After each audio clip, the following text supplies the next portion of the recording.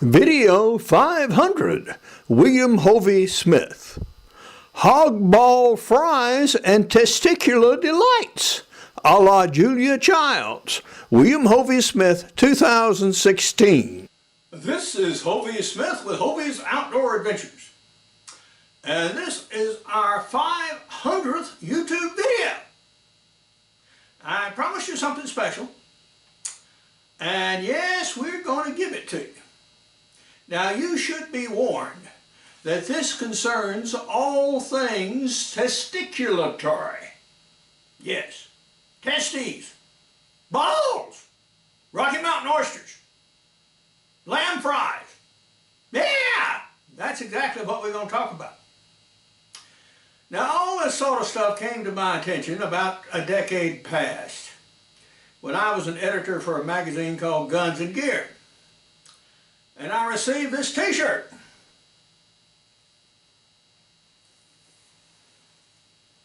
You got to have balls to hunt.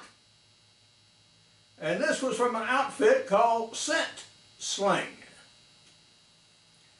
And what Scent Sling made was a slingshot. Boo.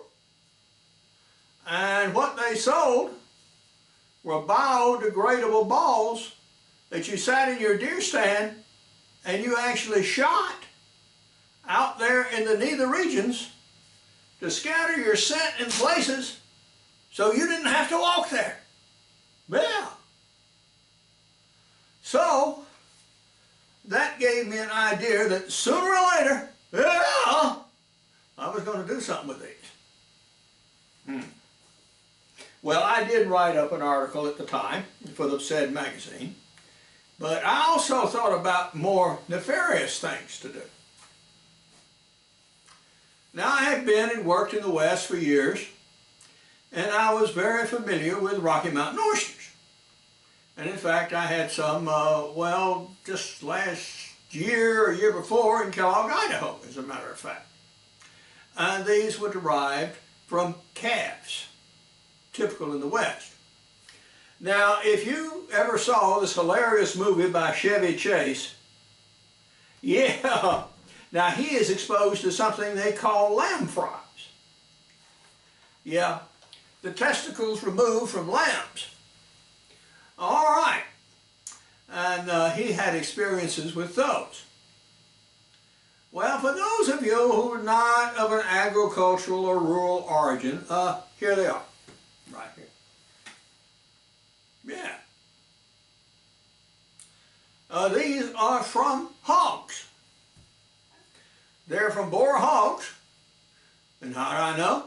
Because I shot the hogs. Yep, you really did. And here I am with about a 185-pound Florida boar hog. And I'm a believer in hunt what you eat and eat what you hunt. And so that's exactly what we're going to be about doing. Now this is my actual first experience with these. I haven't done them before for myself, so we're going to get along these together. And I have checked out some YouTube videos by other people, by the way, and found they were basically the same introductory preparation steps, and then one could slice them and fry them in a batter of cornmeal and flour, etc., and salt, and that was the traditional fries. Or one fellow was adventurous enough to do it in the manner of Julia Childs' beef bourguignon. Yeah. So we're going to take some of these and put them in a beef bourguignon, except our beef bourguignon is going to have hog testicles in it, as well as some other meat. I have some venison over there on the stove that we will use to fill out the dish. Because I don't have but 2, 4, 6 of them. Yeah. But we're going to treat some of them both ways and find out how they do. Another wrinkle in this is that the testicles themselves have a coating of very tough skin-like material. And it takes a real good knife to go through this. Guess who has a real good knife? I do. This is one of my own design, Hovey's Knives of China, And this happens to be the Bok Choy. And we will use this knife in all our preparation steps. Sure will. And you'll see how it works in a couple of different modes. Well, the first thing we have to do with these testicles at this stage is to, in effect, skin them. So we're going to bring up the camera and let you see how that's done. The testes at the top are as removed from the scrotum, and at the bottom, as you would probably see them in a butcher shop, with that superficial layer removed. Well, here I have my good surgical grade rubber gloves, because we are about to do a kind of surgery.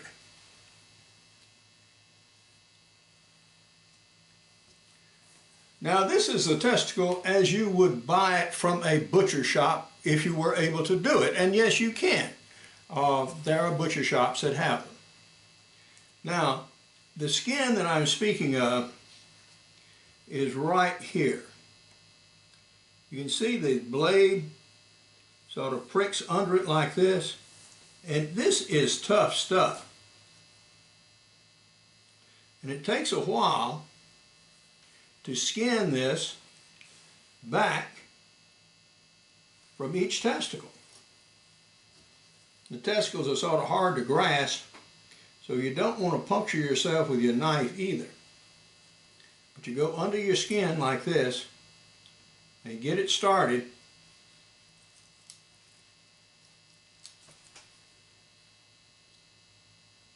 And proceed. Now that I've practiced with 5 of these, I've got my technique down a little bit better. So, to show you hopefully well on this one, you take your sharp point of your knife. Now these things are hard to hold, they're a little slippery. You put this and you cut, and then you make a straight cut all the way down. Like that. Then you go ahead and you make a slice. Now you do lose a little bit of meat here, but that's all right. Like this. So you get enough that you can start. Okay. Now you've got enough here that you can actually put down on the board like this. And then you take your knife and you roll it flat. Like this. And you see how you just now removing just the skin. It's separating very nicely among the skin, and it just rolls off like that. Bing. And you've got your testicle skin. All right. Now it's obvious there is a difference in color between here and here. What's the difference? This is a sexually mature hog. These are not quite yet. They were small boars. This one was actually a mature boar, although a young one yet. He was about 2 years old. If you find any little skin remaining, just go ahead and dice that off too. So we now have them skinned, and now what we're going to do is we're going to soak them for a little bit in salt water, and that'll draw some of the excess blood out of them. We're going to do that for about 2 hours. And then we're going to lightly boil them to firm them up a little bit. While our testicles are soaking in a bowl here, we're going to prepare the vegetables. And for the bouillon.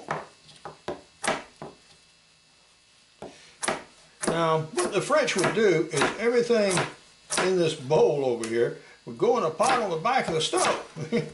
And that would be a stock. Yeah.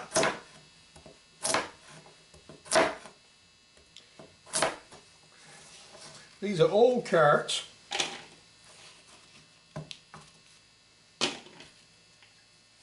They're a little bit on the strong side.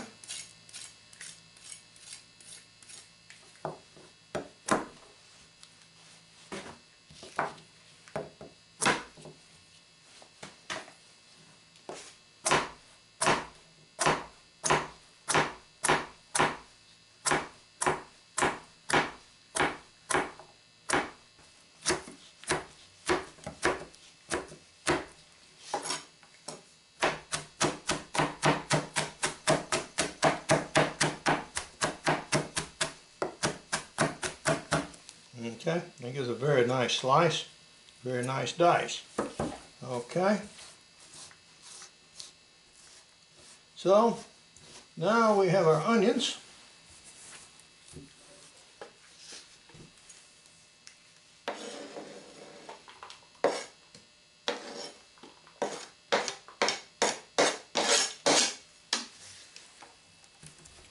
And we can start preparing our venison. Everything is now clean and sterile again. And I'm no longer wearing gloves because I really don't need them here. This is venison here. As you see, it's in irregular hunks. Now some of this is tendon-rich meat, like this piece right here. And this has a lot of flavor to it, even though it has a lot of these tendons in it. I'm going to leave those and just cut to the bottom and then let that slide off like that. So that's how we're going to handle that particular piece of meat. Now this is just one nice muscle mass here. So we'll just cut down to the muscle sheath and slide it right off, just like that. This is going to be like a stew after all. We guys like our stews pretty chunky. So I'm going to leave the meat, say, about an inch square, something like that. For gals, yeah, y'all usually want your meats finer than that. Alright, now that's looking pretty good, and that's going to be the base for our meat outside of the testicle that we might put in it. Well, we have taken our fries and we have cut them into 1/4-inch pieces, and we are now cooking, as you see. And the first of our hog fries are up. Yep, nice and golden brown. And the second batch is cooking in the fryer. Now we're cooking in the fryer at 375 degrees, and we have battered in cornmeal, salt, pepper, and flour, and dipped them in wine. And we're using Cabernet Sauvignon, and I'm a real wine connoisseur. I think the only thing better than a $4 wine is a $3 wine. And this is a $3 wine from Walmart, and it does just fine. Pretty good drinkable wine, by the way. And so we are proceeding. We now have our oil heating, and when it gets up to, about 375, that will be frying temperature. In the meantime, we're going to cut these into about 1/4-inch slices. Now, to cut, we take our goody knife again.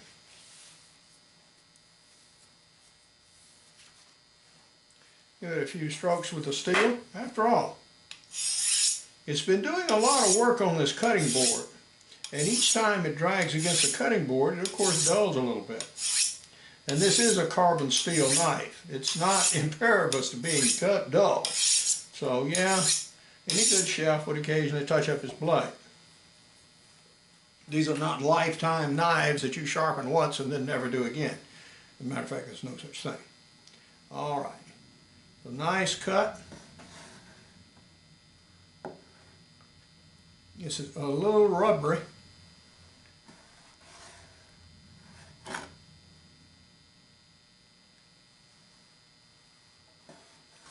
It's a strange material to cut. It's not like ordinary meat at all.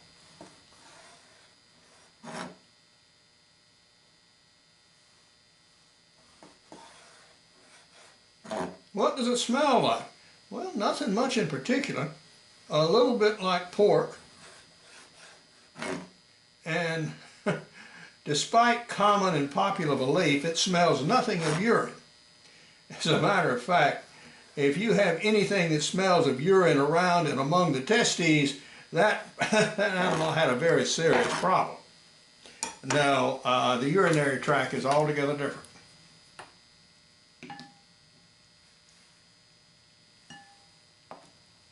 The testes are purely about sexual functions. Okay?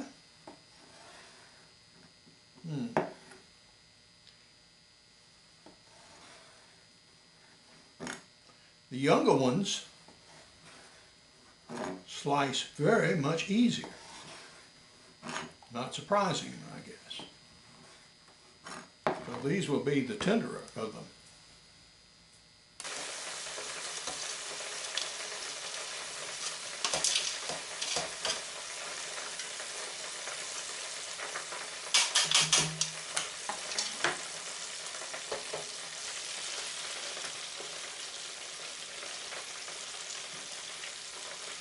So there we are. Fried hog balls. As the late Justin Wilson would say, yeah, you need to sample a little bit of your product from time to time just to make sure it's all right. Yeah! Well, we have a sip along. And surprisingly, for its low price, this is a drinkable wine. Now, if you go to a restaurant and they are cooking with wine, I guarantee you they're not taking their expensive bottled wines out of the basement and bringing it up to the kitchen. Not by a long shot. They're buying the cheapest boxed wines that they can get, usually reds, and that's what they're used for cooking. You don't need expensive wines to cook with, and you're sort of wasting them if you are. Because when you're frying like this, you're instantly volatilizing all the alcohol anyway, but you did get some residual taste. All right, we're up to temperature again, so we can proceed. So we take our deer meat, and we drop it down here in our wine a little bit. Yep.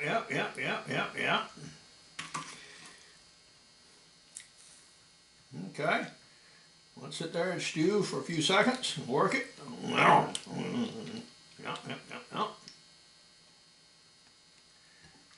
Okay.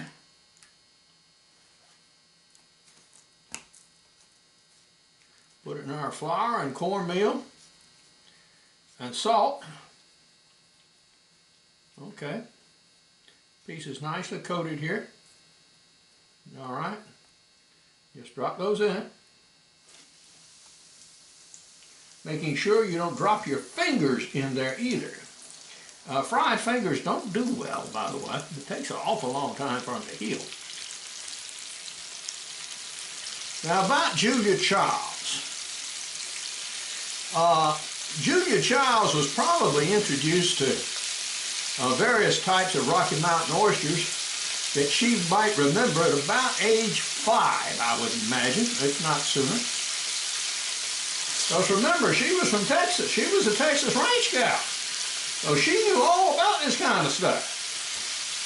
So don't feel like I'm giving her great insult by incorporating some Rocky Mountain oysters into one of her dishes.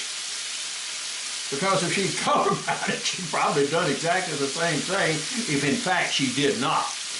And it would have been a real blast, I think, for her to spring this on some of her New York friends. So she might have from time to time. I wouldn't be surprised. She would have gotten a kick out of that. I'm using just one hand because that's all I need, and no need of messing them both up. But you see, they get pretty sticky if they do. Yeah. No big deal, it washes off. Well, I think we're now ready to turn out.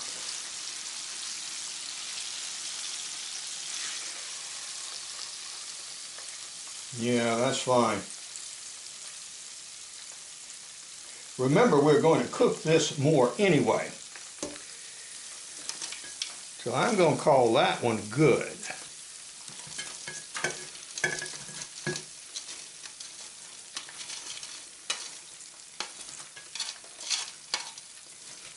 And capture all this crust in here too, because this will actually thicken the stew. For the hog balls bourguignon, after the manner of Julia Childs, sort of, I use this big thick cast iron container here. And we're going to start it off with a little canola oil, and then we're going to brown and slightly saute the carrots and the potatoes, then add the meat, then add some wine, then add onions, and so on and so on and so on as we build up the dish. I'm starting to get a little smoke, so I think we're about ready. You should hear a slight sizzle as this hits. Yeah, you do. Okay. That's just as it should be.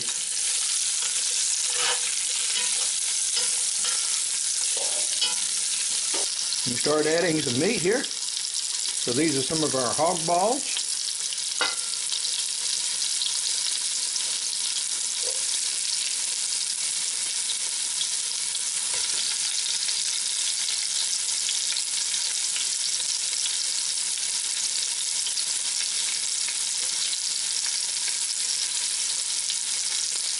And this crusty stuff will help thicken it. Here's our venison. You can say it looks just alike. How do you tell the difference? Well, as it turns out, the hog balls are much tenderer right now.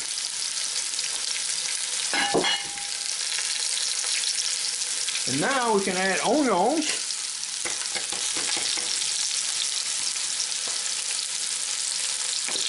And proceed to saute.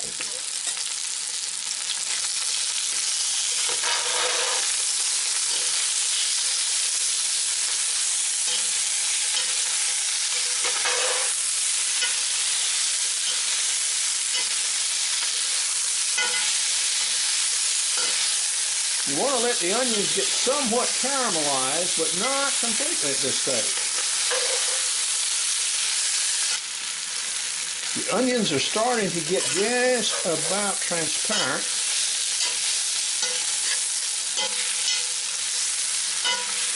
And it's obviously we need some liquid in here now. So this is where the wine comes in.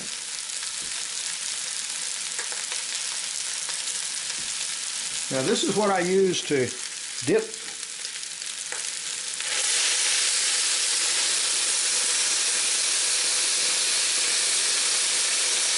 the meat in. And you notice I just pour it off from the top. I left the flour residue down there in the bottom.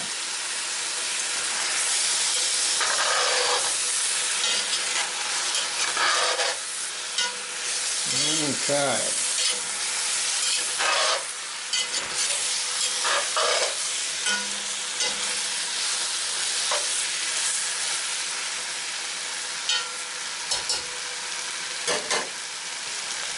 And we still need more liquid.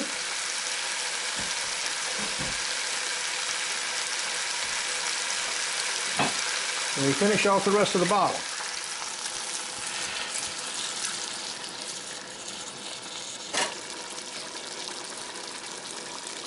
Now we need to turn it down, cover, and just allow it to slowly simmer. Well, what have we done? We have over here our extra breading, which has now been made into a variant of hush puppies. We have here our meat, which we have fried up for hound doggies. We have here our hog balls, which we have fried, of course. And these taste, yes, very much like chicken livers. And they are quite edible, and they are soft. The mature hog's balls, testicles, are a little tougher than the immature ones. And they have a little more taste. Yeah. Do. But eat just fine. Now in the stew, what we found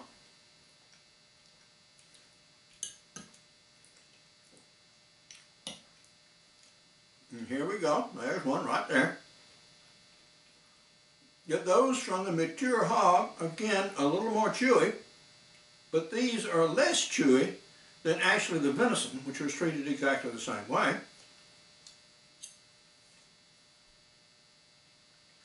Now this chews very, very easily between the teeth. I mean, you could actually eat this even if you didn't have teeth. It's that tender.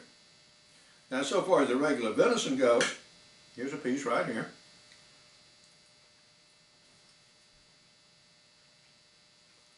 That is still chewy. I mean, you don't need a fork and knife to cut it up in smaller pieces. You can chew it very, very well. But it's a little tougher than the testicular materials. Potatoes just fine. And chopped good. And the carrot's good. And the whole flavor is that of a venison stew. Now this particular stew could use just a tad more salt. But yeah, it's just fine like it is. Yeah, that's good stuff, guys. So next time you're out there hog hunting and you see them hog balls running around, go get you some. Yep, they're worth taking, they're worth cooking, and they're certainly worth eating. But now, this is Hovey Smith, reminding you to hunt what you eat and eat what you hunt. Be legal, be ethical, be safe. Goodbye, God bless, and see you next time. If you're curious about how this hog was taken, you can see this video on YouTube. Now, I am the author of Backyard Deer Hunting, and we also cook, and there are recipes in all of my books, like crossbow hunting, as well as extreme muzzleloading. For those interested in the guns themselves, I have e-books, muzzleloaders for hunters, and shooting and maintaining your muzzleloader. I also have a new series of business books under the Profit brand. The first of these is Ideas for New Businesses on how to found your own million or billion-dollar business, and here's a blurb about me and the book. Now, mammalian testicles are eaten worldwide, and even though most guys cringe about the idea, they are really good, tasty food if handled properly. For more information about my books, blogs, and 500 videos, you can go to my website, www.hoveysmith.com. Good hunting and good eating from the outdoors. Goodbye, and God bless.